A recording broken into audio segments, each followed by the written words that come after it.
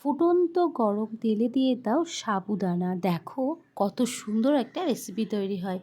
অবাক করা একটা রেসিপি তৈরি করব আজকে। তার জন্য প্রথমে নিয়ে নিয়েছি একটা আলু। এখানে একটা কাঁচা আলু নিয়ে নিয়েছি। এবার আলুটা গ্রেটারের সাহায্যে খুব ভালো করে গ্রেট করে নিতে হবে। সব থেকে ছোটো যে গ্রেটারটা হয় সেই গ্রেটারটা দিয়ে আলুটা ভালো করে গ্রেট করে নিয়েছি। এবার আমি এটা জলে ধুয়ে নিয়েছি। জলে ধুয়ে একটা স্ট্রেনারে নিয়ে নিয়েছি। এর ভেতর থেকে যতটা পরিমাণ জল বের করতে পারা যায় ততটাই আমি হাত দিয়ে চিপে চিপে জল বের করে একটা টিস্যু পেপারে নিয়ে নিয়েছি। এবার একটা কড়াইয়ে তেল দিয়ে দিয়েছি। তেলটা গরম হয়ে গেলে যে বড় দানার সাবু সেটা ভেজে নেব। এই রেসিপিটার জন্য যে বড় দানার সাবু সেটাই নিতে হবে। দেখো সাবুদানাটা কত ফুলে যাচ্ছে।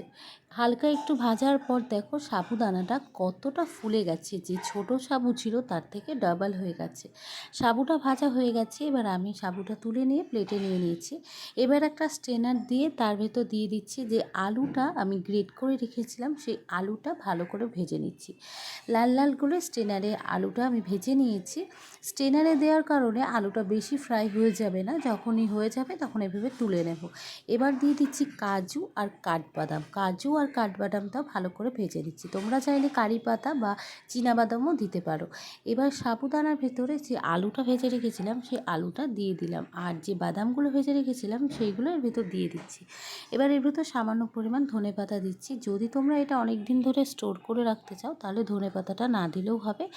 আর যখন তোমরা এটা খাবে তখন একটু বিট লবণ বা নুন ছড়িয়ে নিয়ে খেয়ে নিতে হবে, তাহলে খেতে দারুণ লাগবে। বাড়িতে একবার অবশ্যই ট্রাই করো।